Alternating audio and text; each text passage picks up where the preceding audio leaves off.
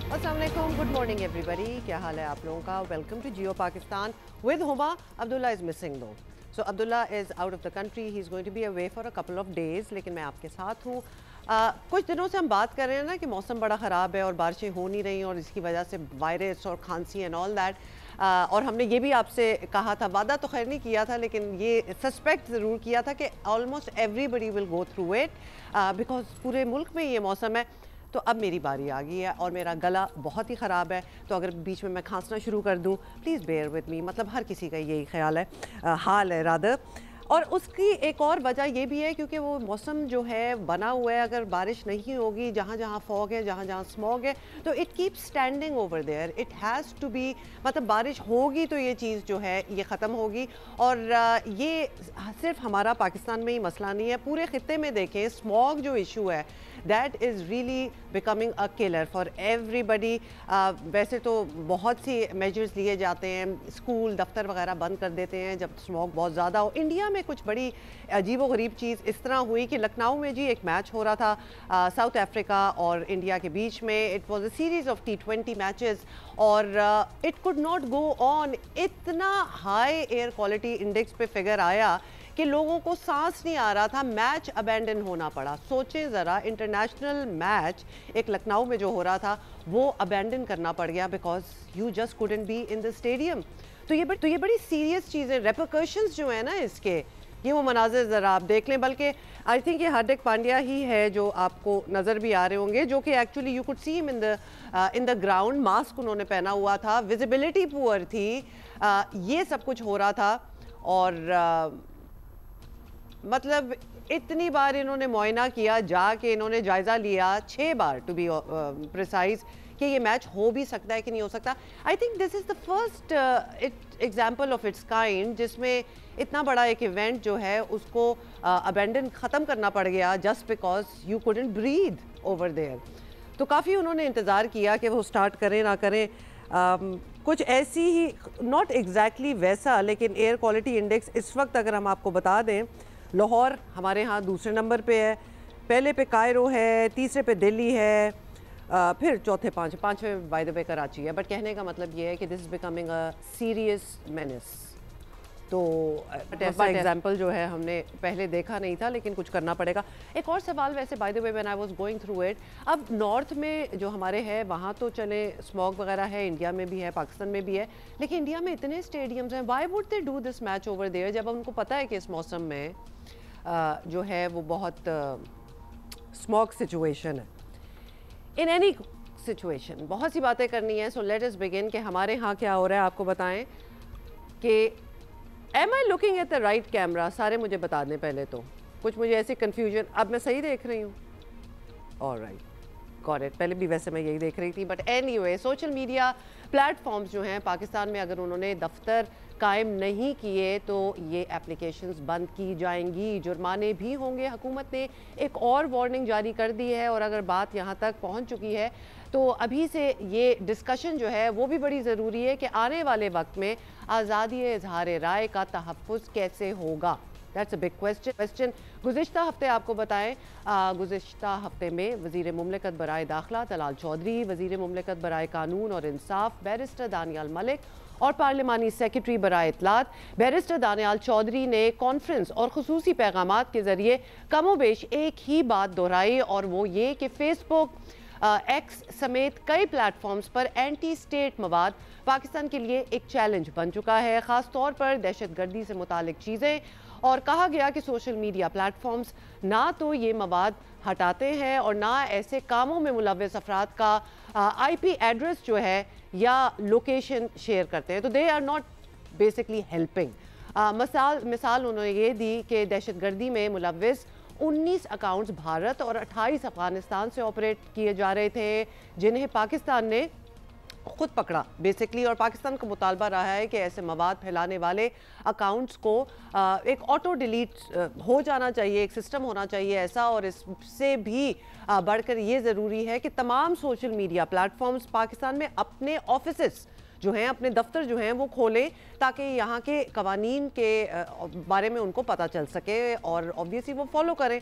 तो साफ बता दिया गया है कि ऐसा ना हुआ तो पाकिस्तान आलमी अदालत इंसाफ में भी जा सकता है। और जैसे there is another model, Brazil model भी अपनाया जा सकता है। और आपको याद दिला दें कि ब्राज़ील मॉडल एक्चुअली क्या है, 2024 के दौरान ट्विटर पर आर्जी पाबंदी आयद की गई थी क्योंकि प्लेटफॉर्म ने इंतखाबात से मुतालिक गलत मालूमात जो हैं वो फैलाने वाले अकाउंट्स को हटाने से इनकार कर दिया था।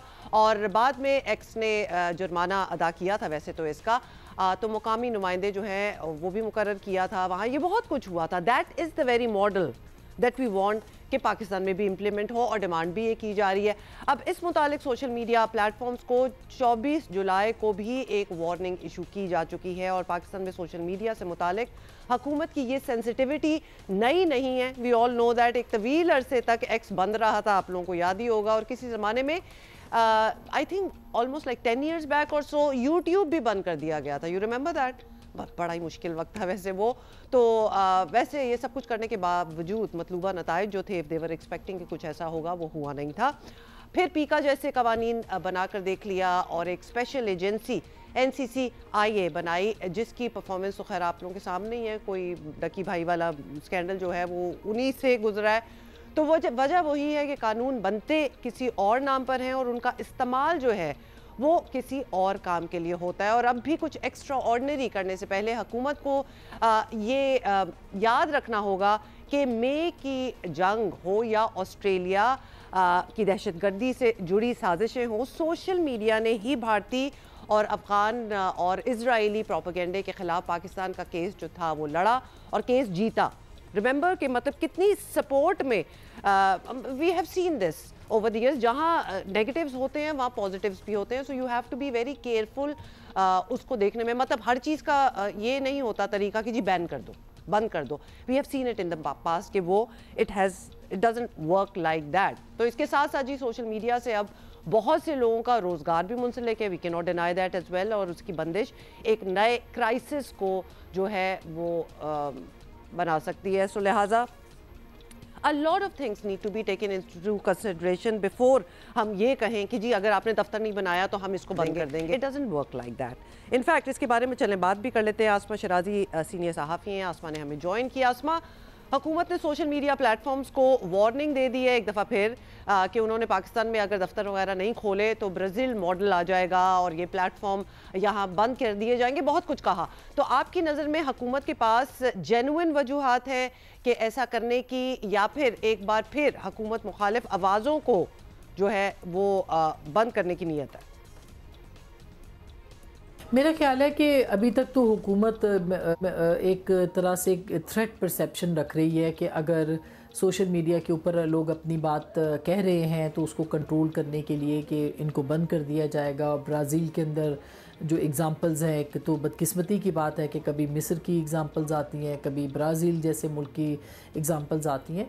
तो एक तरह से देखा जाए तो हुकूमत पहले से डरा धमका ज़रूर रही है सहाफ़ियों को भी और जितने भी लोग एक्टिव हैं सोशल मीडिया के ऊपर भी, और इंटरनेशनल जो बहुत सारे इदारे हैं उनको भी, लेकिन उनके लिए रास्ता नहीं बना रही। उनके लिए बनाने के लिए कोशिशें करनी पड़ती हैं। ये अच्छी बात होगी जैसे हिंदुस्तान के अंदर है, बाकी दूसरे मुल्कों के अंदर है कि एक्स है या यूट्यूब है या दीगर ममालिक मेटा है, उन सब के दफातर मौजूद हैं। उनको आपने देखा कि जब हिंदुस्तान की जंग हुई तो यूट्यूब चैनल्स के ऊपर बैन लग गया, जिसमें कि सबसे पहले मेरा अपना चैनल भी जो है उसके अंदर वो हुआ। ट्विटर के ऊपर भी, अब हम ट्विटर के अंदर भी के लिए भी हिंदुस्तान में बैन है और यूट्यूब में भी हमारा चैनल जो है वो बैन है। तो और बहुत सारे पाकिस्तानी चैनल अब बैन कर दिए गए हैं। लेकिन ये कोई अच्छी एग्जाम्पल नहीं है कि अगर आप किसी को कहें कि आप दफ्तर खोलें और दफ्तर खोलने के बाद आप पहला काम ये करें कि यहाँ पे लोगों को कंट्रोल करें। बिल्कुल, that's another perspective Asma, and I am glad आपने इसको शेयर किया है, क्योंकि अब आपके साथ जो हो रहा है, अप्सा कोमल हमारी एक एक्स कॉलीग हैं, अंबर शमसी, इनसे मुतालिक जो भी मुहिम जो सारे चल रहे हैं, ये सब बड़ा खौफनाक है और ये सब सोशल मीडिया पर ही हो रहा है। और ऐसी मिसालें सामने रखी तो सोशल मीडिया बंदिशों या कम अज़ कम रेगुलेशन पर ज़रूरी नज़र आती ज़रूर है कि रेगुलेशन थोड़ी बहुत तो होनी चाहिए, कुछ ना कुछ तो होना चाहिए। तो क्या मॉडल आप देखती हैं, how is it going to work कि बिल्कुल बैन भी ना हो लेकिन एक रेगुलेशन हो, एक तरीका हो how to keep an eye on it? देखिए, ये जो चीज़ है कि जो कैंपेन्स चलती हैं या जिस तरह से एक सोशल मीडिया का इस्तेमाल किया जाता है, एक समाजी फिस्तायत तो हमें नज़र आती है, और ख़ास करके उन सहाफ़ियों के ख़िलाफ़ जो गैर जानिबदार हैं, जो कि हक़ाइक़ पे मबनी बात करने की कोशिश करते हैं। कभी शाहज़ेब खानज़ादा के ख़िलाफ़ कैंपेन चलती है, कभी मेरे ख़िलाफ़ कैंपेन लॉन्च हो जाती है, कभी अब्सा कोमल हैं, कभी अंबर शमसी। तो ये एक तरह से एक पूरा एक नेटवर्क है जो कि डिस्करेज करता है। मगर ये याद रखिए कि ये फैसिलिटेट भी कर रहा है, ये फैसिलिटेट करते हैं कि ताकि इनकी वजह से पाबंदियां लगें, और इनके अपने जो यानी जो प्रोपेगेंडा है उसकी बुनियाद के ऊपर उनकी जो मुहिम्मात है, जो मुनज़्ज़म मुहिम है, और उसका निशाना सहाफ़ियों को बना के, उनको सॉफ्ट टारगेट समझ के उनको निशाना बना के, तो ये अपना जो प्रोपेगेंडा है उसको फैलाएं। तो मैं बिल्कुल इस बात का हमें इदराक है कि ये सब गलत हो रहा है, ये नहीं होना चाहिए। सहाफ़ी हो या कोई इदारा हो, किसी की तज़हीक, किसी की तज़लील, किसी के बारे में गुमराहकुन प्रोपेगेंडा, ये नहीं होना चाहिए। मगर इसका हल पाबंदियां हैं क्या?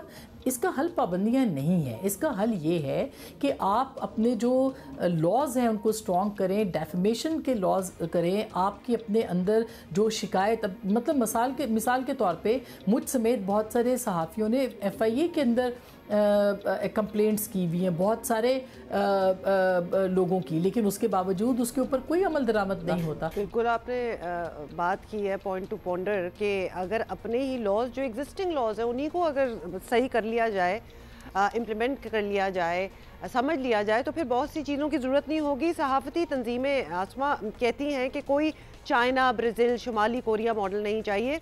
हद तक के कवानीन पर अमल दरामद हो तो भी सब ठीक हो सकता है, and that is something that we have to agree. इसके लिए कोई स्पेशल डिजिटल राइट्स फोरम बना लें, खुसूसी अदालतें बना लें, नया मैकेनिज़्म बना लें। क्या ऐसा हो जाए तो फ़र्क पड़ेगा आपके ख्याल में? देखिए, बिल्कुल होगा। अगर कुछ ऐसा मैकेनिज़्म बनाया जाए, कोई ऐसे इदारे बनाए जाएं। आपके पास इदारे मौजूद हैं लेकिन वो काम नहीं करते, आपके पास लॉज मौजूद हैं लेकिन उन पर अमल दरामद नहीं होता।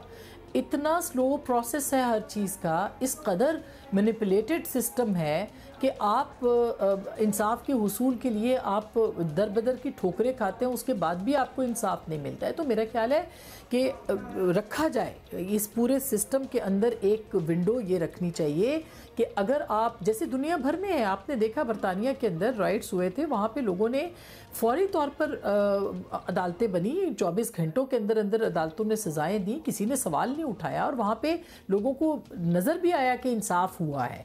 तो इंसाफ होना भी नज़र आना चाहिए, और साथ ही साथ में खुसूसी अदालतें बिल्कुल बनाई जाएँ जो कि डिजिटल राइट्स के हवाले से हों, लेकिन फ़ाइन करें। जब तक आप जुर्माने नहीं करेंगे और माफ़ी नहीं मंगवाएंगे। आसमा, आपने बिल्कुल यहाँ सही बात की। इनफैक्ट बात, if I could take it forward, हम करते रहे हैं कि जब तक सजाएं नहीं होंगी, फाइन्स नहीं होंगे, मतलब what is the use of all those laws जो आपने रखे हुए हैं, वरना तो फिर कोई भी उनका फ़ायदा उठाएगा, जो कि हमारे यहाँ हम देखते भी हैं। Asma, thank you so much for being with us. ज़रा एक और इस पर पर्सपेक्टिव लेने वाली बात है, बिकॉज शायद हर किसी को ये इन्फॉर्मेशन भी नहीं है कि ये सारी प्लेटफॉर्म्स जिनका जिक्र हुआ है, किन के ऑफिस पाकिस्तान में हैं और किन के नहीं हैं, और किस तरह ऑपरेट करते हैं। थोड़ी सी बैकग्राउंड मेरा ख्याल है अगर हम समझ लें तो फिर आगे देखा जा सकता है कि क्या इनके साथ होना चाहिए। निगत दाद हमारे साथ हैं, डिजिटल राइट्स एक्सपर्ट हैं।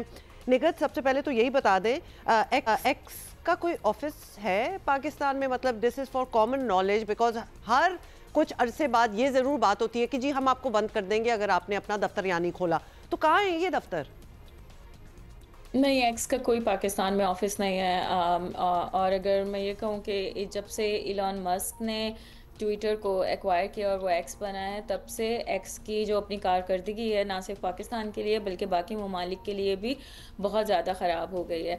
तो एक्स के ऑफिसेज़ मेरा नहीं ख्याल कि बहुत से ममालिक में मौजूद हैं। पाकिस्तान में मेरा नहीं ख्याल कि किसी भी सोशल मीडिया कंपनी का ऑफिस है। अलबत्ता पाकिस्तानी हुकूमत के साथ और रेगुलेटर्स के साथ प्लेटफॉर्म्स काफ़ी मिलके काम करते हैं ऑन अवेयरनेस रेजिंग और बाकी बहुत सी चीज़ों पे। राइट।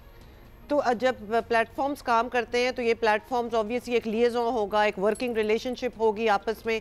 फिर ये डिमांड क्यों किया जा रहा है कि अगर आपने अपने दफ्तर ना खोले, इज इट बिकॉज हुकूमत चाहती है कि हमारे पास एक रेडी एक जगह हो जहाँ जब हमने कुछ कंप्लेन करनी हो, कुछ कहना हो, कुछ बंद कराना हो, तो they should be there to do our bidding? मतलब अदरवाइज क्या सेंस बनती है? आपने जिस तरह बताया बहुत से मुल्क हैं जहाँ नहीं है इनके ऑफिस, बहुत सी जगहों पे नहीं है।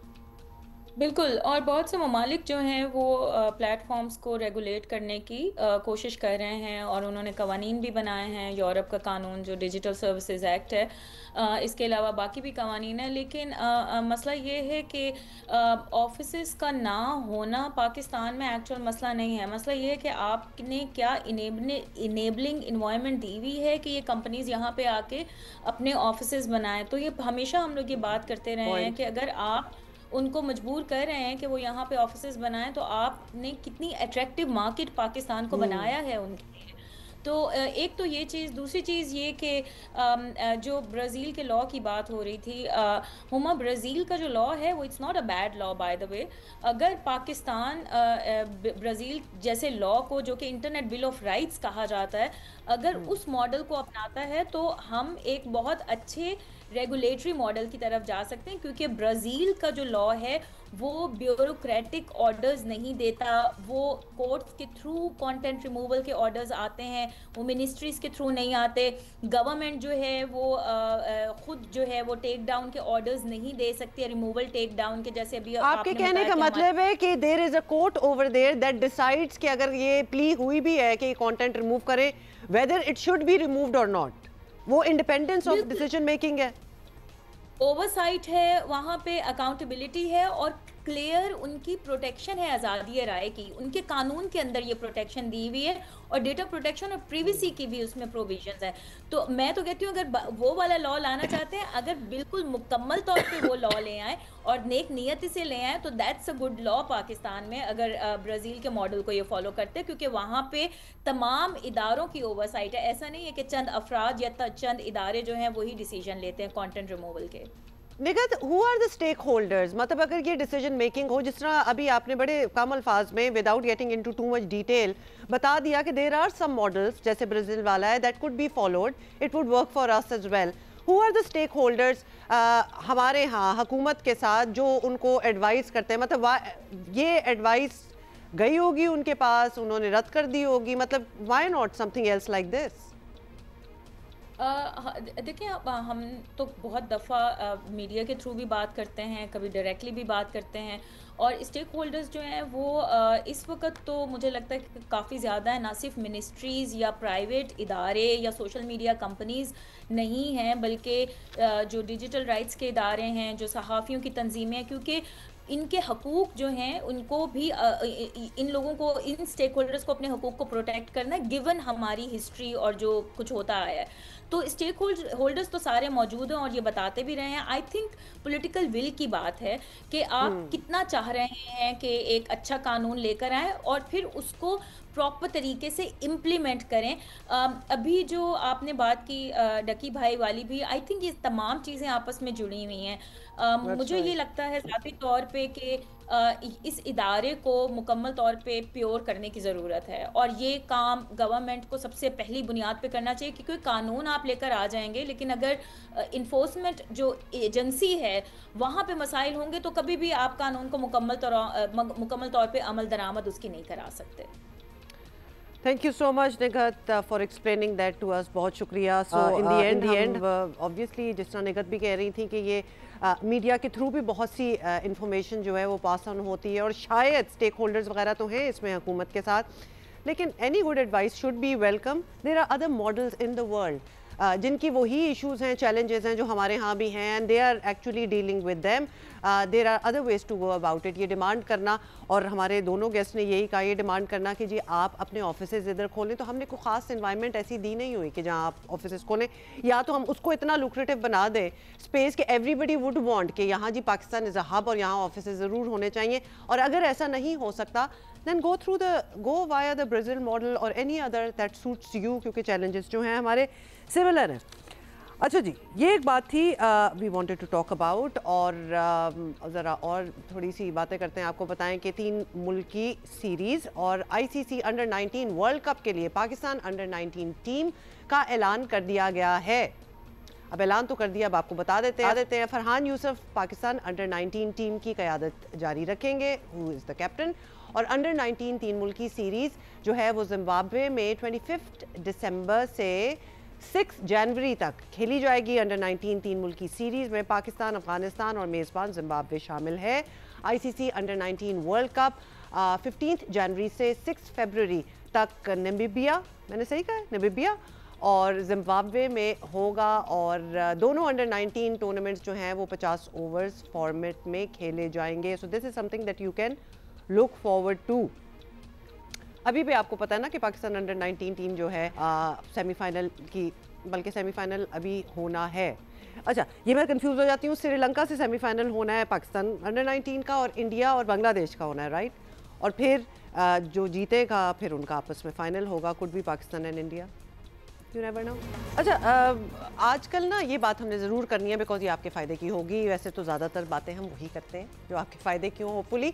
आजकल ये बात बड़ी इस्टेब्लिश हो चुकी है कि आने वाला दौर जो है ना वो रिवायती डिग्रियों का नहीं है बल्कि स्किल्स का है। So everybody should have some skill set और अमली महारत जो है वो ज़रूर होनी चाहिए। लगता है हमारे निज़ाम तालीम के हुकाम को भी ये बात जो है वो समझ आ गई है, क्योंकि स्कूल्स की सतह से ही टेक्निकल और ज़राअत की भी बतौर ग्रुप्स मुतारिफ कराए जाने पर काम जो है वो शुरू हो चुका है। अब obviously this will require a bit of A detail, लेकिन उससे पहले आपको बता दें कि ज़राए के मुताबिक मुल्क भर के आला सानवी बोर्ड्स के इंटर बोर्ड्स कोऑर्डिनेशन कमीशन जो कि IBCC सुना होगा आपने, इसके 23 दिसंबर को होने वाले इजलास में हतमी फैसला इस बात का होगा। और कमीशन के सामने तजवीज़ ये है कि रवायती आर्ट्स और जनरल साइंस ग्रुप्स के साथ ज़राअत यानी एग्रीकल्चर और टेक्निकल ग्रुप्स को भी बतौर ऑप्शन मुतारिफ कराया जाए, which is a great idea, why not start then. और इस तरह कॉलेज जाने से पहले ही स्टूडेंट्स जो हैं वो करियर की एक सिम्त जो है वो तय हो जाएगी उनकी। We need to find out more about. Rana Javed हमारे कॉरेस्पॉन्डेंट हैं, हमें ज्वाइन कर रहे हैं, उनको बड़ी डिटेल पता है इस चीज़ की because there is a bit of a confusion. Rana, तो मतलब आर्ट्स और साइंस, मैट्रिक से शुरू कर लेते हैं। मैट्रिक में आर्ट्स और साइंस भी होगा और टेक्निकल और ज़राअत भी होगा, मतलब ये थोड़ा सा इसको एक्सप्लेन करें। अच्छा, बिल्कुल मोहम्मद, देखें मैं बिल्कुल इसका पस मंज़र बता दूं पहले कि हमारे यहाँ अब सब्जेक्ट्स में इजाफा होता जा रहा है, और लेकिन हम रिवायती तौर पे पुराने जो कई सालों पहले हमारे यहाँ ग्रुप्स बनाए गए थे हम उसी पे अटके हुए थे। तो अब IBCC ने फैसला किया है, और IBCC से पहले कुछ बोर्ड्स ने जिनमें कोयटा, लाहौर और फेडरल बोर्ड ने ये फैसला कर चुके थे, वो अपने तौर पर मजीद कई ग्रुप्स बना चुके थे और वो वहाँ पढ़ा रहे थे ये मज़ामीन। तो अब उसके बाद ये यूनिफॉर्म पॉलिसी पूरी मुल्क की सतह बनाने के लिए IBCC का इजलास बुलाया जा रहा है कि जिसके तहत होगा ये कि मैट्रिक की सतह पे एक तजवीज़ ये है कि मैट्रिक की सतह पे ग्रुप्स जो है वोकेशनल और ये ज़राअत का इजाफा कर दिया जाए, या फिर मैट्रिक की सतह पर ही 2 ऐसे ग्रुप बना दें कि जो बच्चा मज़ीद पढ़ना चाहता है मैट्रिक के बाद उसके लिए फिर ये सारे ग्रुप्स होंगे, साइंस, आर्ट्स, वोकेशनल, एग्रीकल्चर और दीगर। लेकिन जो बच्चा मैट्रिक के बाद जॉब करेगा, जिसने पता है कि मैंने बाहर चला जाना है किसी कंट्री में या पाकिस्तान में रह के जॉब करनी है, तो उनके लिए स्किल्स बेस्ड प्रोग्राम बना के उन्हें वोकेशनल ग्रुप में डाल दिया जाएगा ताकि वो मैट्रिक के फ़ौरन बाद जॉब कर सके। फिर जब ये बच्चा जो एकेडमिक साइड पर जिसने जाना है, वो एकेडमिक साइड वाला बच्चा किसी एक ग्रुप को पिक करने के बाद वो चला जाएगा इंटर में। तो इंटर में हमारे यहाँ होता है जैसे कि प्री मेडिकल और प्री इंजीनियरिंग 2 और ह्यूमैनिटीज आर्ट्स ग्रुप तो बने हुए हैं, लेकिन यूनिवर्सिटीज़ में जाके अब फील्ड्स इतनी ज़्यादा हो गई हैं कि बच्चे को समझ में नहीं आता, फिर ना ही वो मैच कर पा रहा होता है। अगर बाहर पढ़ने जाए तो वहाँ की जो मज़ामीन है वहाँ से मैच नहीं कर पा रहा होता है। तो अब एक यूनिफॉर्म पॉलिसी बनाएंगे, जैसे पहले PMDC। हम अभी यूनिवर्सिटी तक पहुंचेंगे, पहले ज़रा पीछे आ जाते हैं, मैट्रिक और ये इंटर टाइप पे ही बात कर लेते हैं। जिस तरह कैम्ब्रिज के O levels, A levels exams वगैरह होते हैं, जहाँ उस उम्र के बच्चे 15-16 साल के बच्चे they can pick the subjects, Rana, जो वो सब्जेक्ट्स करना चाहते हैं। उसमें म्यूज़िक भी हो सकता है, बायोलॉजी भी हो सकता है, कंप्यूटर साइंसेस भी हो सकता है, मतलब they have choices to pick from. Environment भी हो सकता है, मतलब बड़े नई नई चीज़ें जो हैं, बायो भी कर रहे हैं, मैथ भी कर रहे हैं, they have the option to do that. हमारे यहाँ वो ऑप्शंस अब हो गई हैं कि आप किसी एक को पिक करके फंस नहीं जाएंगे, आप बहुत सी चीज़ें कर सकते हैं।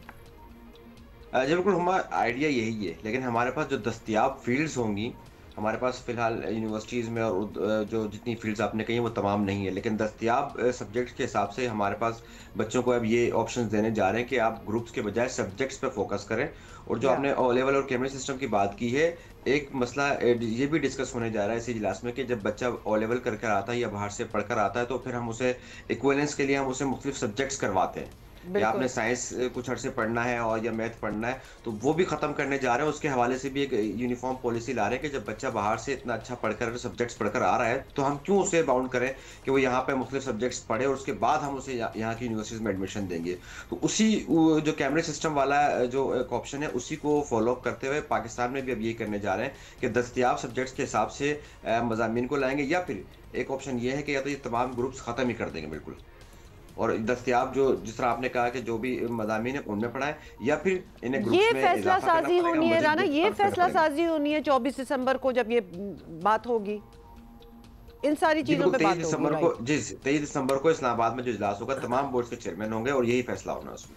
Got it. और ये बताएं कि ये ज़राअत और ये सब जो हमने अभी शुरू में मेंशन किया था, ये भी एज सब्जेक्ट्स ही होंगे, ये स्किल साइड पे होंगे, मतलब एक वोकेशनल साइड पे होंगे या एकेडमिक साइड पे होंगे, बिकॉज ये तो दोनों में ही आते हैं।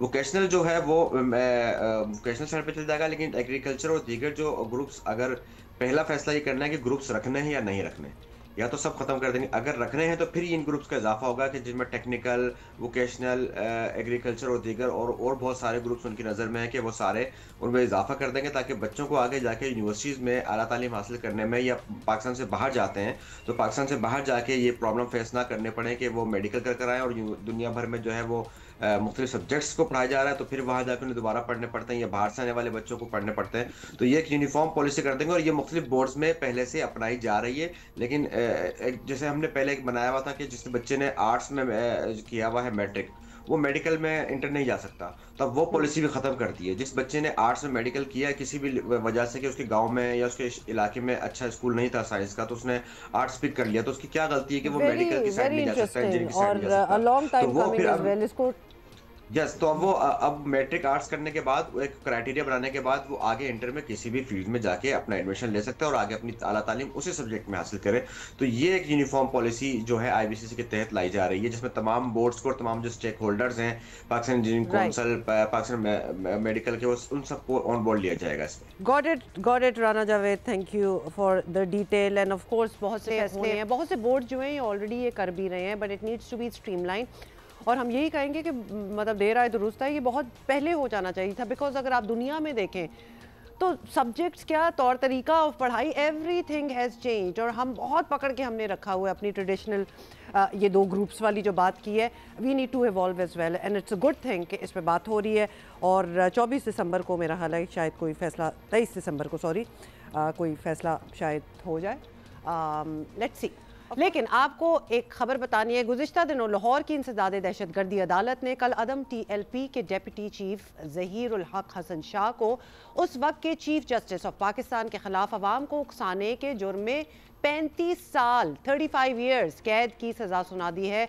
अदालत के मुताबिक लाहौर पर प्रेस क्लब के बाहर होने वाले एक इज्तिमा में, जिसमें TLP के सरबरा साद रिजवी भी मौजूद थे, ज़हीर उल हक हसन शाह ने ऐसी तकारीर की, ऐसी स्पीचेस की जो कि उस वक्त के चीफ जस्टिस काजी फ़ाइज़ ईसा के खिलाफ तशद्दुद पर उकसाने के मुतरादिफ थीं। और किला गुजर सिंह पुलिस ने 2024 में मुकदमा दर्ज किया था। और अब लाहौर की इंसदाद दहशतगर्दी की अदालत ने जज अरशद जावेद ने मुकदमे का ट्रायल जो है वो मुकम्मल होने पर फैसला सुना दिया है। मुजरिम को मुख्तलिफ दफ़ात के तहत मजमूई तौर पर 35.5 साल कैद की सज़ा सुनाई गई है। और इस जमात का पुरतशद्दुद और इश्तिआल अंगेज़ रवैया अरसे दराज से चला आ रहा है, आपने देखा ही है। और हुकूमतें जो हैं वो कॉम्प्रोमाइज़ करती रही हैं अदालतों का, तो ये भी कमोबेश यही रहा है रवैया भी। लेकिन अब पंजाब और वफाकी हुकूमत ने एक्शन लिया है और पाबंदी लगाई है, तो ये फैसला दिखा रहा है कि अदलिया भी एक स्टैंड जो है वो ले रही है, बिकॉज बहुत अरसे से इनकी एक न्यूसेंस वैल्यू ही बन गई थी।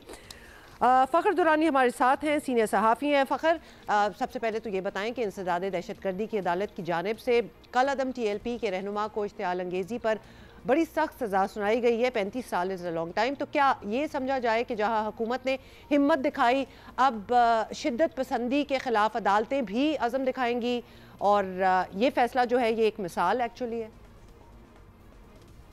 जी बिल्कुल, इसमें कोई शक नहीं कि ये जो फैसला है ये एक मिसाल कायम करेगा और फ्यूचर का जो एक उसके लिए प्रेसिडेंट सेट कर रहा है। लेकिन ऐसा नहीं है कि ये हमारी अदालतों की तरफ से अब इस तरह के फैसले आना शुरू हुए हैं। अदालतों से फैसले पहले भी आते रहे हैं। असल मसला ये होता है कि जो अदालतों के फैसले हैं उसके ऊपर अमल दरामद रियासती मशीनरी ने करना होता है, हुकूमती जो इंतज़ामिया है उसने कराना होता है इन तमाम अदालती फैसलों के ऊपर अमल दरामद। आपको अगर ये सबके सामने है जो मिसाल जस्टिस काजी फ़ायज़ ईसा जब ये मुबारक सानी केस सुन रहे थे और जब ये फैसला आया था तो उसके बाद जो सुप्रीम कोर्ट का ये जो जजेस का पैनल था उनके खिलाफ ये एहतजाज का सिलसिला शुरू हो गया। बिलखसूस जो जस्टिस काजी फ़ायज़ ईसा थे जो इस बेंच को हेड कर रहे थे, उनके खिलाफ ये सिलसिला शुरू हुआ और उसी केस के सिलसिले में ही ये जस्टिस काजी फ़ायज़ ईसा को ये जो तहरीक लब्बैक पाकिस्तान के जो अहम रहनुमा थे इन्होंने धमकियां दी थी और ये उसी में ही उनको सज़ा हुई है। तो ये जो माजी में सुप्रीम कोर्ट से फैसला आया था उस पर जब ये एहतजाज हुआ और जब दबाव पड़ा तो उसके बाद ये अदालत को रिव्यू करना पड़ा था। तो ऐसा नहीं है कि अदालतों ने पहले फैसले नहीं दिए, माजी में भी इस तरह के फैसले दिलेराना जो फैसले थे वो दिए गए हैं। लेकिन मामला वही होता है कि जब तक रियासत ये रिजॉल्व ना कर ले और जब तक ये रियासत तहैया ना कर ले कि पाकिस्तान के अंदर किसी भी किस्म की जो शिद्दत पसंदी है वो किसी तौर पे भी काबिल कबूल नहीं है, तब तक मैं नहीं समझता कि ये उस तरह की अदालतों के फैसले के ऊपर अमल दरामद किया जा सकता है। अच्छा ये भी बताएं, चलें ठीक है आप कह रहे हैं माजी में भी एक्चुअली ऐसी सज़ाएं हुई हैं लेकिन ऑब्वियसली रिविज़िट करना पड़ता है। जितनी सख्त सज़ाएं सुनाई गई हैं इस बार, आइडियली इसके नतीजे में सरेआम धमकियां देना, मज़हब के नाम पर फसाद पैदा करना और बहुत सी और चीज़ें, उनका तो खात्मा हो जाना चाहिए। क्या एक्चुअली रियलिस्टिकली हम ऐसी उम्मीद रखें कि ऐसा ही होगा कि एक डिटरेंस जो है वो पैदा होगा इतनी सख्त सज़ाओं से? बिल्कुल, इसमें कोई शक नहीं कि ये इस तरह के जो फैसले हैं ये आगे मुस्तकबिल में इस तरह के कोई भी जो इंसिडेंट्स होते हैं या इस तरह के जो मामलात आते हैं उनको उनकी रोकथाम के लिए ये बड़े ज़बरदस्त एक प्रेसिडेंट सेट कर सकते हैं और बतौर डिटेरेंट जो है ये इस्तेमाल हो सकते हैं। लेकिन क्या ये इसका एक पायदार और जो एक फ्यूचर के लिए लॉन्ग टर्म के लिए ये एक मुस्तकिल सलूशन हो सकता है? ये सिर्फ एक फैसला तो मैं नहीं समझता। इसके लिए हमें जो रियासती जो सतह के ऊपर 2-3 काम करने की ज़रूरत है। पहली बात तो ये है कि ये इस तरह के कोई भी केसेस आते हैं फ्यूचर में तो ये एक फ़ैसला कोई भी मजहबी इंतहा पसंदी और या लोगों को मज़हब के नाम पे उकसाने के हवाले से रोक नहीं सकता। फ्यूचर में भी बग़ैर किसी मैं समझता हूँ कि इम्तियाज़ के कोई भी इस तरह का मामला आए जिसमें लोग अगर मजहबी तौर के ऊपर लोगों को उकसाने में मुलव्वस पाए जाएँ तो उनके खिलाफ बिला तफरीक जब तक कार्रवाई नहीं होगी तब तक ये एक डिटेरेंट के तौर के ऊपर मैं नहीं समझता कि ये काम आएगा। और ये एक कांस्टेंट पॉलिसी होनी चाहिए रियासत की तरफ से कि मजहबी जो शिद्दत पसंदी है वो किसी तौर के ऊपर भी बर्दाश्त नहीं की जाएगी। दूसरे नंबर पे जो मैं समझता हूँ कि ये हमारी रियासत को एक मुस्तकिल बुनियाद के ऊपर ये एक पॉलिसी लेवल के ऊपर ये फैसला कर लेना चाहिए कि जो भी शिद्दत पसंद जो अनासर हों उनके खिलाफ बिला तफरीक कार्रवाई की जाएगी। और ये नहीं होना चाहिए कि ये जो अच्छे गिरोह हैं ये बुरे गिरोह हैं, कोई मनपसंद इसमें नहीं होना चाहिए। You very right, thank you so much Fakhar Durrani की बड़ी कंसिस्टेंट पॉलिसी होनी चाहिए और इस किस्म के फैसले आने चाहिए ताकि एक मुहिम जो है एक एनर्जी जो है इस चीज़ में हो, डर लगे जो इस किस्म की हरकत करेंगे, ख़ास तौर पे मज़हब का इस्तेमाल करना अपने नेफेरियस कामों के लिए, दैट हैज़ टू स्टॉप। क्योंकि वो एक इंडिविजुअल को भी वो बात जो है अफेक्ट कर सकती है और इस तरह तो एक पूरी ऑर्गेनाइजेशन जो है, पूरी तंजीम जो है वो उनका तो एक वेपन है जिस तरह यूज़ हो रहा है। कुछ हम शॉट्स आपको दिखा रहे थे, ये बिल्कुल रीसेंट शॉट्स थे जब TLP के कारकुन जो हैं ये इकट्ठे हो गए थे। पाबंदी लग चुकी है वैसे इन पे and they are not suppose to do that, तो लिहाजा इस पे भी कोई पकड़ होनी चाहिए कि how can you gather and do this. ये सारी चीज़ें हैं but seems like we are going into the right direction finally, hopefully ये सस्टेन भी रहे। लेकिन ये खबर बड़ी इंपॉर्टेंट है, लेट्स टॉक अबाउट दैट। हमारे मुल्क से इंसानी स्मगलिंग, बाहर जाकर भीख मांगने वाले, जाली वीज़ों वाले मसाइल बहुत हैं और हमें पता ही है, लेकिन ये मसाइल किस हद तक बढ़ चुके हैं। कल FIA की जानिब से बताए नंबर्स ने हैरान भी कर दिया और परेशान भी कर दिया कि अब करना क्या है इस बारे में। कौमी असम्बली की कायमा कमेटी बराए ओवरसीज़ पाकिस्तानीज़ में DGFIA रिफत मुख्तार राजा पेश हुए। ब्रीफिंग में बताया कि भीख मांगने के इल्ज़ाम में सिर्फ इस साल यानी 2025 के पहले 11 महीने में दुनिया के मुख्तलिफ ममालिक से 30,000 से ज़ायद पाकिस्तानी जो हैं वो डिपोर्ट किए गए हैं। We are talking about 11 months. मुख्तलिफ ममालिक यानी कहीं भी आप दुनिया में निकल जाएं वहाँ से 30,000 पाकिस्तानी जो हैं वो डिपोर्ट हुए। सऊदी अरब से 24,000, मुत्तहिदा अरब अमीरात से 6,000 और अज़रबैजान से भी 2,500 पाकिस्तानी निकाले गए। सारे तो वैसे इधर ही हो गए। यहाँ से बाहर जाने वालों की बात हो तो आजकल ये ऑफलोड किए जाने वालों का बड़ा चर्चा है। DGFIA ने ब्रीफ किया कि इस साल 51,000 मुसाफिरों को यानी 51,000 मुसाफिरों को ऑफलोड किया गया और इस अमल की माकूल वजूहात भी हैं। मिसाल के तौर पर बहुत से लोगों को उम्रे के वीज़े पर यूरोप जाने की कोशिशों में पकड़ा गया, यानी वीज़ा उम्रे के लिए लगवाया सऊदी का और वहाँ से निकलने की कोशिशें हैं। जिन्हें नहीं पकड़ा जा सका उनकी हाइलाइट्स भी सुन लें। 24,000 अफराद कैम्बोडिया गए, 12,000 जो हैं वो वापस नहीं आए।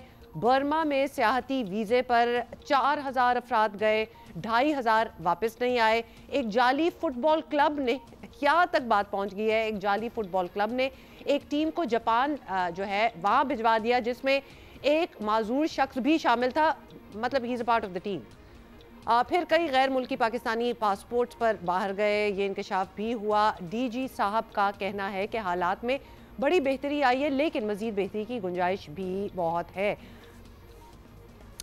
How embarrassing. एंड थोड़ा सा बंदा ये भी सोच लेता है ना कि जो वीज़े दे रहे हैं उनकी भी तो कोई जांच पड़ताल होती होगी भाई। जिनके जेन्युइन वीज़े लग जाने चाहिए उनके भी रिफ्यूज़ हो जाते हैं, तो इनके कैसे लगते हैं? ये बहुत बड़ा सवाल है and everybody keeps asking that as well. Let's talk about it. बहुत सी बातें तो हमने करनी है लेकिन ये भी बात कर ले। और हमें एजाज़ सैयद ने ज्वाइन किया है, नुमाइंदा जियो न्यूज़, नुमाइंदा खुसूसी हैं। एजाज़, क्या हो रहा है ये? पहले तो ये बता दें कि DGFIA ने स्टैंडिंग कमेटी में जो कुछ कहा उसमें आपके लिए सबसे ज़्यादा जो है चौंका देने वाली बात क्या थी? बिकॉज हमें तो सब भी लग रहा है, और बताएं ज़रा, डिटेल दें उसकी। वैसे यूं तो जो डाटा दिया DGFIA ने और बताया कि किस तरीके से पाकिस्तानियों को बैरून मालिक बिलखसूस सऊदी अरब से UAE से डिपोर्ट किया जा रहा है भीख मांगने के जुर्म में। जो लोग वहाँ पर गिरफ्तार होते हैं, ये इन इटसेल्फ बड़ा चौंका देने वाला है।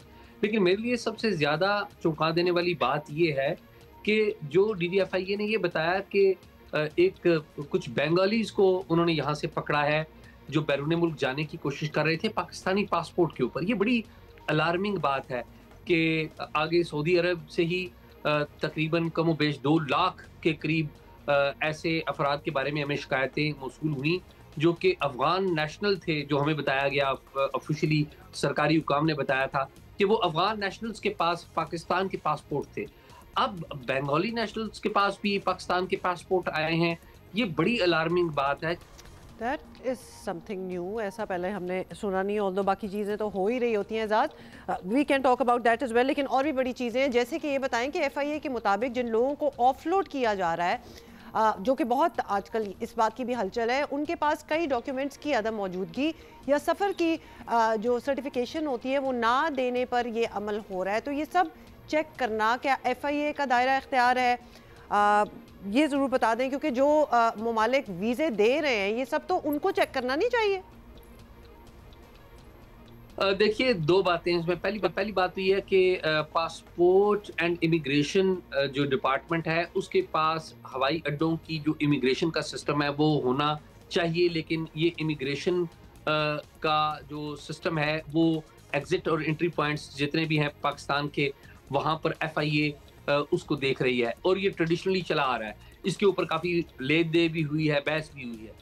दूसरी बात यह है कि पाकिस्तान की एक इमिग्रेशन सिस्टम मौजूद है, काउंटर्स मौजूद हैं तमाम एग्जिट और एंट्री पॉइंट्स पे, हवाई अड्डों के ऊपर, ज़मीनी रास्तों के ऊपर और समंदर का रास्ता अगर आपने अपनाना हो तो बाकायदा मौजूद हैं FIA इमिग्रेशन डिपार्टमेंट के। वहाँ पर लोग जो चेक करते हैं कि क्या आप दुरुस्त दस्तावेज़ात के ऊपर ट्रैवल कर रहे हैं या गलत के ऊपर कर रहे हैं। अनफॉर्चुनेटली पाकिस्तान से इंसानी स्मगलिंग का काम भी होता रहा है वेस्टर्न वर्ल्ड में, और वेस्टर्न वर्ल्ड में किसी वक्त में हम ग्रे लिस्ट में रहे हैं इंसानी स्मगलिंग के हवाले से।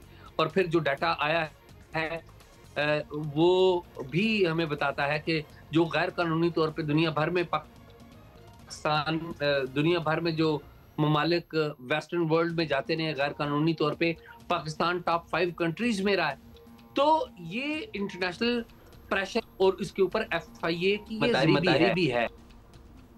अच्छा एजाज, बहुत से लोग पकड़े जाते हैं, बहुत से नहीं पकड़े जाते। अब सवाल ये भी तो बनता है कि ये मुमकिन कैसे है कि आज तक जो लोग जाली वीज़ों या फिर यूरोप वगैरह फ़रार होने की नीयत से या भीख मांगने के लिए जाते हैं, FIA को पता लगे बगैर जाते हैं। इस इदारे का भी ऑब्वियसली कुछ रिस्पॉन्सिबिलिटी है, कैसे कुछ को पकड़ लेते हैं और कुछ को जाने देते हैं, मतलब किस तरह होता है ये? इसमें कोई शक ही नहीं है कि FIA की मर्जी के बगैर गैर कानूनी तौर पे जो स्मगलिंग है, इंसानी स्मगलिंग, वो हो ही नहीं सकती। हमारे यहाँ बहुत सारी पुरानी एग्जांपल्स मौजूद हैं जिसमें FIA के टॉप ऑफिशियल्स को, FIA के जूनियर ऑफिसर्स को, मिड लेवल ऑफिसर्स को पकड़ा गया, उनके खिलाफ इंक्वायरियां हुई, उनके खिलाफ तादीबी कार्रवाई हुई, और अभी भी ये काम हो रहा है। इसमें कोई शक ही नहीं है कि FIA के अंदर ऐसे अनासर मौजूद नहीं हैं जो इस सारे काम में, इस सारे धंधे में मुलव्वस हैं, और उन्हीं के खिलाफ कार्रवाई होनी चाहिए। जब तक FIA का डिपार्टमेंट आज खुद ठीक नहीं होगा, वो बाकियों की सफाई नहीं कर पाएगा। और पिछले 1-2 सालों में जब ये बात बहुत उठी है कि किस तरह लोग जा रहे हैं, तो वहाँ भी कार्रवाइयाँ हुई हैं। विद इन FIA ऑल्सो बहुत से लोगों को मुअत्तल भी किया गया है। Ejaz Syed, thank you so much for being with us. This is very concerning though, ख़ास तौर पे एक जो बदनामी का एलिमेंट है।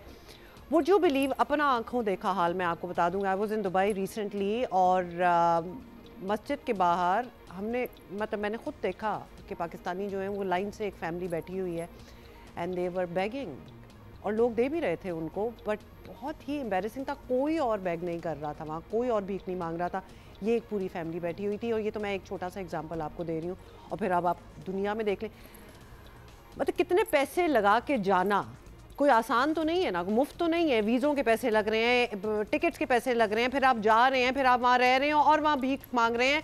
और आपको ये भी पता है कि ये छोटा सा जो बिजनेस मॉडल है ये आपके लिए लुक्रेटिव भी होगा, जितने आपने आप लगाए होंगे वो दिरहमों में आप ज़्यादा कमा के आएंगे।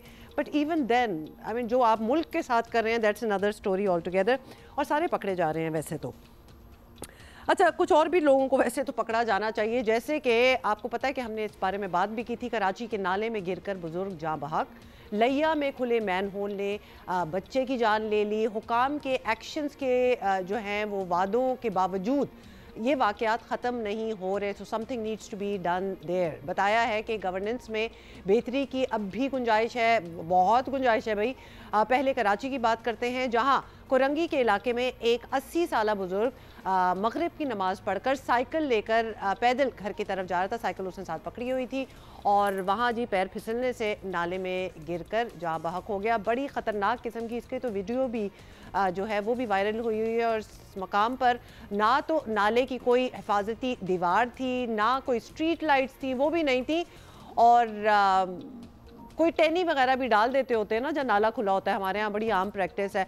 मतलब बच्चे को पता है कि ये इंडिकेटर है कि इधर ऑब्स्ट्रक्शन है, नाला है, कुछ है, तो इस तरफ ना आना। जब हम टैनी एक बीच में डाल देते हैं, like a branch of a tree. ये दोनों काम किस महकमे को करने हैं, यानी कौन चेक करेगा कि लाइट्स भी ना लगी हों, मैन होल्स के ढक्कन भी हों? अब तक खामोशी है, उधर से किसी ने कुछ नहीं बोला। अब लिया की बात कर लेते हैं। लिया में एक सीवरेज के गड्ढे ने एक 2 साला बच्चे की जान ले ली। वालिदैन के मुताबिक शेर अफजल नन्हा बच्चा वो खेलते हुए घर से बाहर निकला और वापस ना आया, तो मोहल्ले वालों ने बड़ी तलाश के बाद उसे एक गड्ढे से निकाला। तो क्या कैफियत होगी पेरेंट्स की, कैन नॉट इवन इमेजिन। लिया गटर, अच्छा पहले ये सुनो।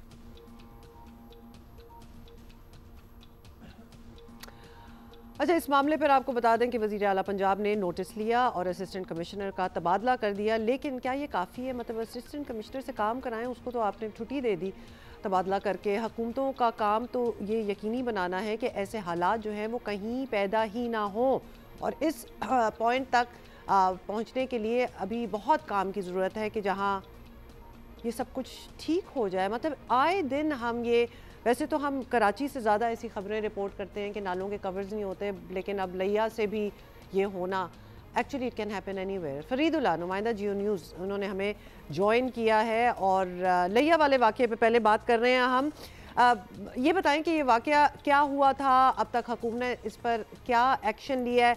मुअत्तली का तो हमें पता चल गया है, लेकिन एक्चुअली मतलब कोई मैनुअली जाके किसी ने देखा है कि क्या निज़ाम है उधर, क्या हो रहा है और क्यों उसके ऊपर ढक्कन नहीं था, क्या जगह थी? लिया शहर के नज़दीक भी एक बड़ी कच्ची बस्ती आबादी मौजूद है जिसे कुकड़वाला बोलते हैं। यहाँ 8000 नफूस ने 3000 मकानात बनाए हुए हैं। गलियों में जोड़ कोई सूरत पानी खड़ा रहता है और निकासी आब के लिए लोगों ने अपनी मदद आब के तहत यहाँ घरों के बाहर हौज बना रखे हैं।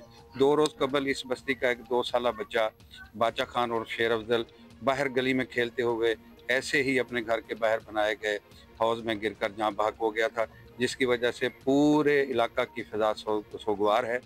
गुज़श्ता रात जो ज़िला इंतज़ामिया के कुछ अफसरान आए थे, उन्होंने अहलियान इलाका को यकीन दिलाया है कि आइंदा चंद माह में यहाँ एक बाकायदा सीवरेज सिस्टम मंजूर करके डाल दिया जाएगा ताकि आइंदा किसी मासूम बच्चे की जान इस तरह हौज में गिर कर ना जा सके। मतलब काउंसलर्स वगैरह भी होते हैं ना, बहुत शुक्रिया हमें एक्सप्लेन करने का फरीदुल्लाह, लेकिन उनका काम ही ये है कि वो अपने गली मोहल्लों वगैरह को देखें और अगर इस किस्म की चीज़ है और महल्ले वालों का भी ये काम है कि वो डिमांड करें, मतलब वो निकल आएँ। जिस तरह हर किसी और चीज़ पे हमने देखा है ना, ये एहतजाज हो रहे होते हैं, पूरी दुनिया निकल आती है और कभी कभार उनको पता भी नहीं होता कि किसके लिए हम एहतजाज करें। ये तो आपका अपना मोहल्ला है, you need to get things fixed over there, तो आप ही को निकलना पड़ेगा। अब कराची वाले इंसिडेंट पे आते हैं, वेरी पेनफुल। दानियाल सैयद हमारे साथ हैं, नुमाइंदा जियो न्यूज़ कराची से हमें ज्वाइन करें। दानियाल, क्या हुआ था? ये बुज़ुर्ग जो थे 80 साल बुज़ुर्ग, वो रात को निकले हैं साइकिल के साथ, क्या मतलब उनको कोई आइडिया नहीं था कि आगे कोई गड़ा है या फिर अंधेरा इतना था कि नज़र नहीं आया? What happened? जो अहले इलाका हैं और मरने वाले शख्स के जो मुताल्लिकीन है, उनका ये बताना है कि मुतवफ़ी को नज़र भी कम आता था और उनका दिमागी हालत जो थी वो भी मुतवाज़िन नहीं थी। वो कचरा चुना करते थे, कबाड़ चुना करते थे और उसको फ़रोख्त किया करते थे। मुतवफ़ी के 2 बच्चे और 2 बेटियां थे। जब वो रात के अंधेरे में शाम 6:30 बजे, क्योंकि सर्दियों की शाम में अंधेरा हो जाता है, वो अपने घर की जानिब जा रहे थे और इसी दौरान तवाज़ुन साइकिल का बिगड़ा है और वो नाले में गिर गए। करीब में कोई स्ट्रीट लाइट मौजूद नहीं है, किसी ने उनको नहीं देखा, लेकिन जब उनके वर्षा उनके बच्चे उनको तलाश करने के लिए निकले तो साइकिल नाले के करीब पर मौजूद पाई गई, जिसके बाद नाले के अतराफ़ में कैमरा मौजूद था। उस कैमरे को चेक किया तो पता चला कि शाम 6:32 पर यही शख्स नाले में गिरे, जिसके बाद नाले में उस शख्स को तलाश किया गया और लाश निकाल कर जन अस्पताल मुंतकिल की गई। अफसोस हुआ सुन के। वैसे मैं सोच रही थी सारे, मैं मतलब थोड़ा सा ज़हनी तवाज़ुन तो ठीक ही होगा, after all he was working, लेकिन इतना बुढ़ापा, मतलब 80 साल की उम्र में क्या एक्सपेक्टेशन भी रखी जाए जहाँ इतनी मजदूरी करनी पड़े। अच्छा ये बताएं कि सफाई का तो जिक्र ही किया, नाले को कवर करना या उसके गिर्द हिफाजती दीवार बनाना, तो ये सब कुछ हुकूमत का ही काम था। तो क्या इसी नाले के ये मसला है या फिर कराची के दीगर इलाकों में भी, जो कि हमें पता है, it's a very rhetorical question, but you tell us, यही हालात है हर जगह? बदकिस्मती से कहना पड़ेगा कि ये सिर्फ कोरंगी के इलाके की बात नहीं, बल्कि शहर के बेशतर मज़ाफ़ाती जो इलाके हैं वहाँ पे यही सूरत हाल है। शाह फैसल टाउन हो या न्यू कराची टाउन हो, सरजानी की बात की जाए या मलीर के दीगर इलाकों की बात की जाए, वहीं पे यही सूरत हाल है। बेशतर मकामात पर गटर के ढक्कन नहीं है, सीवरेज नाले जो बह रहे हैं या बरसाती नाले जो बह रहे हैं उनके अतराफ़ में कोई हिफाजती दीवार नहीं है, उनकी सफाई सुथराई का काम नहीं है, उनके अतराफ़ में स्ट्रीट लाइट्स मौजूद नहीं है, कोई ऐसे साइन बोर्ड मौजूद नहीं है जिनको देख कर या पढ़ कर शहरी वहाँ से मोहतात हो सकें। क्योंकि जब अंधेरा हो जाता है या दिन के औकात में भी बात की जाए, जब बच्चे गुजर रहे होते हैं तो यकीनी तौर पर खेलते हुए वो नाले में गिर सकते हैं। और रवन साल की अगर बात की जाए तो अब तक 26 अफराद हैं जो नाले में, गटर में या मैन होल में गिर कर जाँ बहक हुए, जिनमें 21 मर्द शामिल हैं और 5 बच्चे शामिल हैं जो लुक़्मा अजल बने हैं। और ये जो गुज़िश्ता दिनों कोरंगी में वाक़या पेश आया है, नाले के अतराफ़ में हिफाजती दीवार नहीं थी, इसी नाले के सड़क के दूसरी जानिब स्पेशल बच्चों का स्कूल और सेंटर भी मौजूद है, जो नाबीना अफराद और बच्चों का स्कूल भी और सेंटर भी है। तो यकीनी तौर पर हुकूमत को, मुताल्लिका इदारों को, टाउन को, KMC को इस बात पर तवज्जो देनी पड़ेगी। इतनी पेनफुल बात है। जब हम बात करते हैं एक दुख तो होता है, गुस्सा भी बहुत आ जाता है। दानियाल, बहुत बहुत शुक्रिया हमसे बात करने का। मतलब बच्चे तो आए दिन गिर रहे हैं, बुजुर्ग भी गिर गया इधर। कितनी बार हम ये बात कर चुके हैं, चले कवर नहीं लगा रहे तो कोई जाली, कोई मैकेनिज्म तो होना चाहिए ना कि कोई गिर जाता है तो वो बह तो ना जाए। आपको ये नीपा पे ही जो हुआ था रिसेंटली, मतलब बच्चा कितने दिनों बाद कोई किलोमीटर दूर जाके गिरा था, बिकॉज ही जस्ट वो ऐसा बहाव था, ऐसा फ्लो था उस नाले का कि वो पहुंच गया। अच्छा, वो तो बच्ची, एक बहुत सी एक्चुअली ऐसी कहानियाँ हैं। कुछ लाशें बहुत बाद में भी मिली हैं। ये जो हम पर्टिकुलर बात कर रहे थे, वैसे इसमें तो 15 घंटे में ही मिल गया था। कहने का मतलब ये है, और ये वो बुज़ुर्ग, ये वाली वो वीडियो है जो कि रोंगटे खड़े हो जाते हैं देख के उसको। एक तो इतना बुजुर्ग, रात का वक्त है, उसको पता भी नहीं है, और when you are on a footpath kind of a place, तो आप नहीं एक्सपेक्ट कर सकते कि आगे एक होल होगा और आप उसके अंदर, आपको निकल जाएगा या आप गिर जाएंगे। But that is the reality है।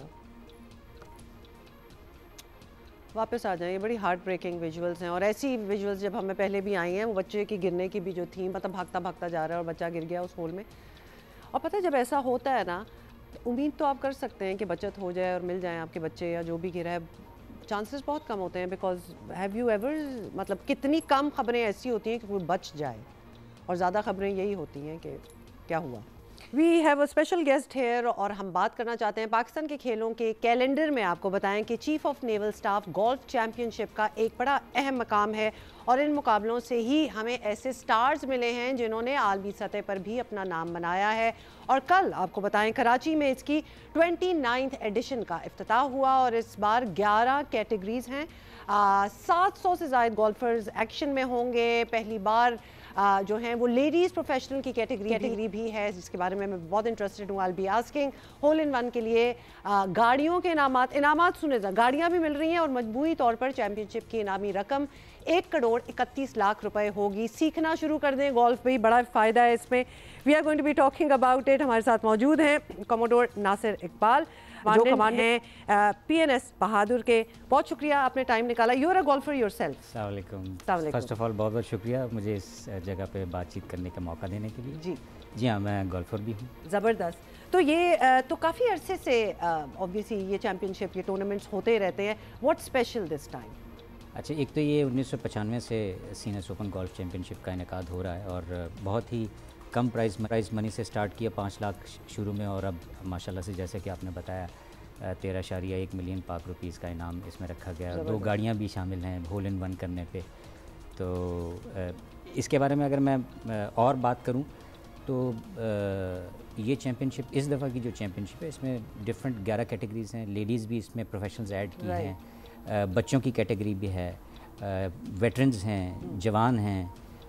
बेसिक पर्पस तो खेलों को फ़रोग देना है, और उसमें खुसूसी तौर पे गोल्फ को फ़रोग देना। तो ये जो 700 लोग हैं, हमने कहा है पार्टिसिपेंट्स होंगे, तो ये खुद अपने आप को पिच करते हैं, आप लोग देख के उनका हुनर इनवाइट करते हैं? Anybody can be a part of it? Anybody can join the golfing. ये तो हाँ, वो तो है, ये तो है। इसमें ऐसा है कि क्योंकि पाकिस्तान गोल्फ फेडरेशन जो है वो गोल्फिंग को ओवरऑल देखती है जी, और वो ओलंपिक्स और इंटरनेशनल स्टैंडर्ड्स के मुताबिक जो है गोल्फिंग के जितने भी मुकाबले होते हैं उनको इनेकाद कराने में हमारी रहनुमाई भी करती है और हेल्प भी करती है। जिस तरह के ये मुकाबला अगर आप देखें तो इसमें भी पाकिस्तान गोल्फ फेडरेशन के ही उसूलों के मुताबिक, जो कि इंटरनेशनल उसूल हैं, उनके मुताबिक जो है ये तमाम मैचेस हो रहे हैं।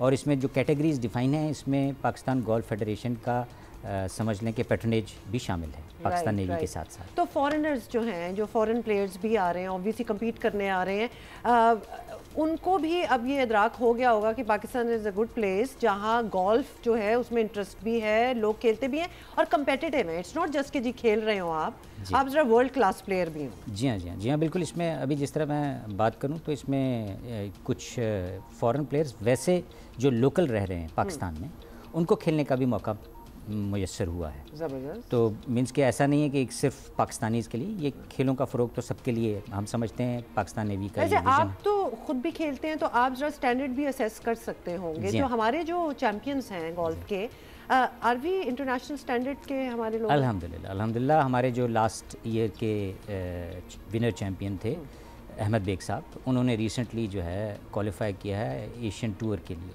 और ये एक बहुत बड़ी कामयाबी है और पाकिस्तान के लिए, पाकिस्तान की खेलों के फ़रोग के लिए एक नुमायाँ संग मील का इशारा है हमारी तरफ कि ये ऐसे प्लेयर्स जो कि बिल्कुल यंग, इनकी मेरे ख्याल में 26 या 27 साल उम्र है, और ये माशाल्लाह से इतना अच्छा खेल रहे हैं कि एशियन टूर के लिए क्वालिफाई कर गए हैं। और अभी ये एशियन टूर के लिए क्वालिफाई करने की वजह से ये बाहर के इंटरनेशनल मुकाबलों में और उसमें जो है हिस्सा ले सकेंगे। तो जैसे अब आप किस तरह, ऑब्वियसली ये सब कुछ इसीलिए भी हो रहा है कि ये एज अ स्पोर्ट ये प्रमोट भी हो पाकिस्तान में। It's a healthy sport. जिस तरह आप भी कह रहे थे, डिसिप्लिन इसमें बहुत है, पेशेंस इसमें बहुत है, things that we actually as a nation also require.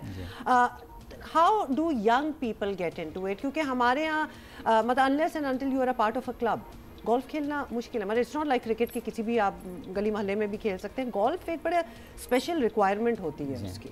देखिए बिल्कुल chief of the naval staff का ये विज़न है कि खेलों के फ़रोग और खेलों के बराबरी की बुनियाद पे मौक़ों को मुयस्सर करना, न सिर्फ नौजवान नस्ल के लिए बल्कि बड़ों के लिए भी, और हर रंग नस्ल के आदमी के लिए जो है ना इसको मुयस्सर करना, ये chief of the naval staff का विज़न है। और उसके मुताबिक उन्होंने स्पेशली वो बच्चे या वो जवान, स्पेशली जनरेशन जी, इनको जो है बहुत ज़्यादा प्रमोशन मिल रही है इसमें गेम में ज्वाइन करने की। और ये जो पाकिस्तान कराची गोल्फ क्लब जो है, ये क्योंकि पाकिस्तान नेवी के पैटर्नेज में है और मैं इसका पाकिस्तान नेवी का पैटर्न साउथ हूँ, तो मैं ख़ुसूसी तौर पे हमारे पास बच्चों के लिए एकेडमी भी है, उसमें बड़े भी ज्वाइन कर सकते हैं।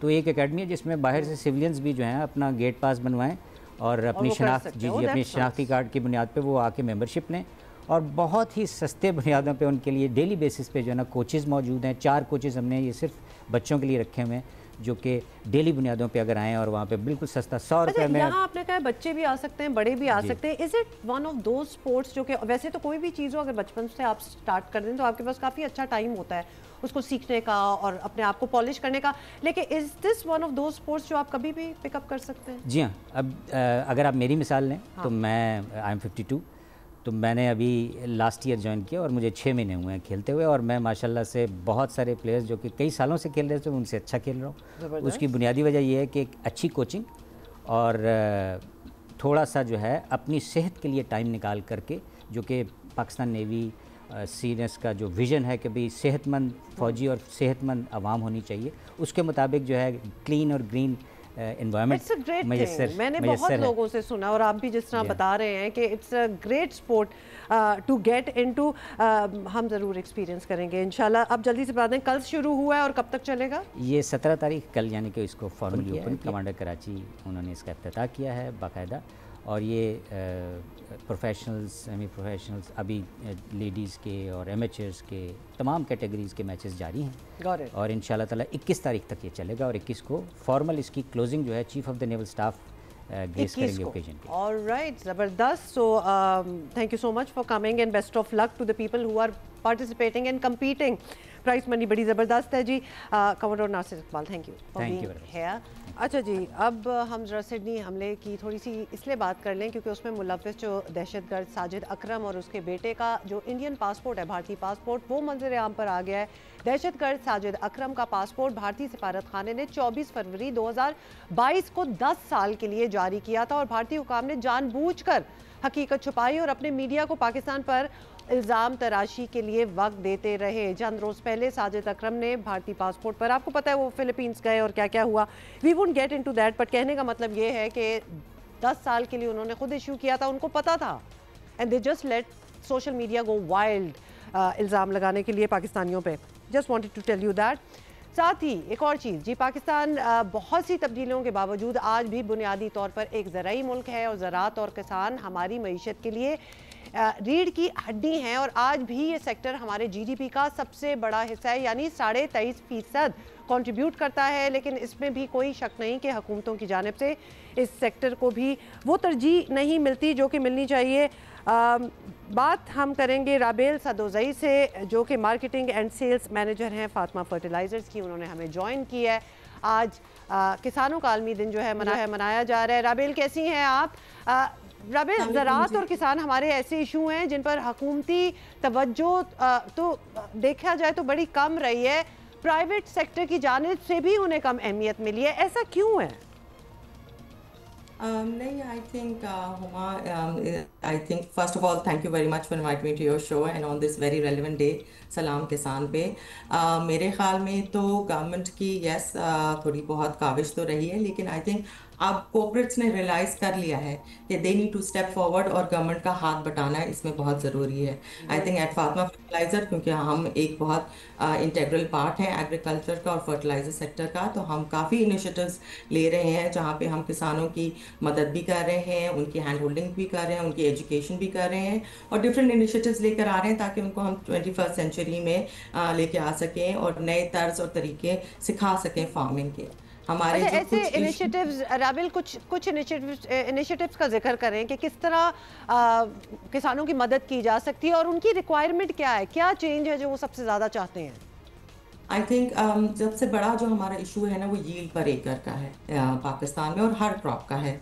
तो अगर मैं थोड़ी सी इसकी आपको एग्जांपल दूं, लास्ट ईयर पंजाब हुकूमत ने हाई यील्ड कंपटीशन वीट का कंपटीशन कराया था एंड 40 डिस्ट्रिक्ट्स में 34 डिस्ट्रिक्ट्स के फार्मर्स जो नाइट्रोफॉस सरसब्स नाइट्रोफॉस और सरसब्स एनपी गवारा इस्तेमाल करते थे वो फर्स्ट पोजीशन पे आए हैं। उनका एवरेज यील्ड 70 मॉन्ड्स पर एकड़ निकला है, जहाँ के हमारा नेशनल एवरेज सिर्फ 33 एकड़ पर मॉन्ड है। तो अगर आप इससे अंदाज़ा लगाएं, हमारी टेक्निकल टीम, हमारी सेल्स टीम, हमारी डिफरेंट एस्पेक्ट्स, हमने उनकी हैंड होल्डिंग भी की है, उनकी एजुकेशन भी की, उनको नए तर्ज तरीके भी सिखाए और उस तरह हम लेके गए whereas they were able to achieve this high एकड़ पर यील्ड। अब अगर आप इसको देखें कि अगर हमारे 23 मिलियन एकड़ पे वीट लगती है तो 33 की जगह अगर हम डबल भी कर दें तो we will not only will we be able to fulfil our national food security needs but will be also export and the same goes for other crops, not just wheat. So that is one of the initiatives we've taken, but also different things that we've done for our farmers. हमारा सरसब्स Pakistan app है जो it's an for the farmers is the fastest growing agriculture app in the country, जहाँ से 8 lakh plus farmers इसको use कर रहे हैं। वहाँ हम फार्मर एडवाइजरी सर्विसेज भी देते हैं, उनके साथ कनेक्ट भी रखते हैं, उनको right time, right method, right place पे जो क्रॉप लगना है, जहाँ लगना है उसके इश्यूज क्या हैं उसको भी डील करते हैं। It is good to know कि ये फैसिलिटीज़ जो हैं हमारे फार्मर्स जो हैं इनसे फ़ायदा उठा रहे हैं। दैट इज़ रियली इनकरेजिंग, क्योंकि पूरी दुनिया में देखा जाए तो डेफिनेटली यही ट्रेंड है। राबेल, क्या आप अग्री करेंगी, कुछ एक्सपर्ट्स हैं जो कहते हैं कि अगर हम फ्यूचर की तरफ देखें तो future is only about IT और इंडस्ट्रीज़ और एग्रीकल्चर का जो उसमें किरदार है वो काफ़ी नीचे आ जाता है। Would you agree with that?